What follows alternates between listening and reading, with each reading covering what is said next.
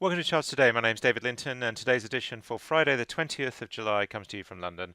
And we start by looking at the dollar. Fell back a little bit yesterday, so we're looking relatively flat over the last 24 hours, but still that strength remains. We didn't quite make it to new multi-month highs, but we are just nudging that resistance. So the dollar still looks strong, bullish above the cloud on all three time frames, and a lot of upside targets on the short-term chart.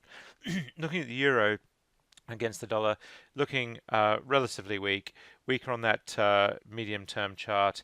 Long-term is still not through support, but we do have again multiple downside targets for the euro. So looking pretty bearish against the dollar. Looking at the yen, dollar is actually falling against the yen here, so that's a signal that we might just see a little bit of short-term dollar weakness. Sterling just back above the 130 level this morning. Yesterday we were below that 130 mark, making 10-month lows. Sterling still looking pretty bearish generally, and against the euro we see sterling is looking very bearish here as well on all three time frames with downside targets, and against the Swiss franc also looking bearish, and against the Aussie dollar it has been below 176, but we're sitting in that sort of 176.50 area, so looking weak there as well. All about sterling weakness.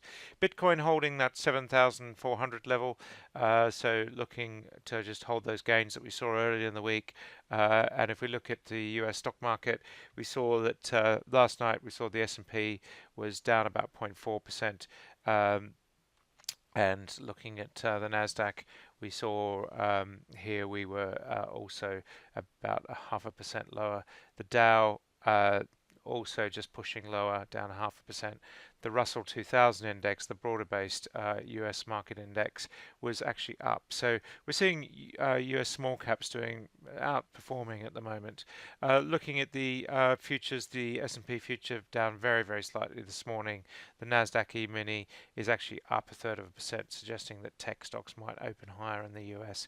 FTSE is up very slightly this morning, looking a little bit better on the short term, as is the FTSE 250, although it was down 0.25% this morning.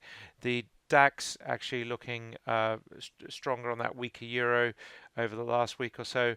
So short term looking much better, although we are just seeing a little bit of a sell-off this morning, down 0.2%. And the CAC Quarante actually down by 0.15%, so not quite as weak as the DAX. Looking at the Asian markets, Tokyo was down 0.2%. Hang Seng, which has really underperformed lately, was actually up 0.2%, and the Chinese market was up 2%. So we're seeing a little bit of a relief rally, taking us into short-term bullish territory potentially, although we want to see a few days above that to be saying that we're seeing a little bit of a recovery there.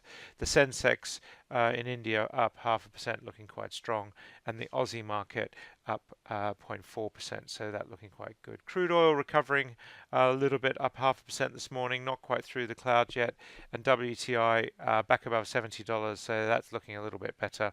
And more bullish. US nat gas sitting at $2.78, and if we take a look at gold, gold was really had a bad week, and we are just now seeing some signs of forming a bottom. We've got a new upside target to 1247, not activated yet, so 2% upside potential there maybe, but a little bit worrying if we spend more than a couple of weeks below this cloud here on the long-term chart.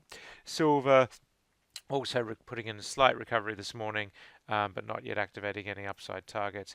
US 10-year yield sitting at 2.84%. And if we take a look at the US tech stock majors, we've got Apple. They were up 0.75% yesterday, so looking quite strong on Apple.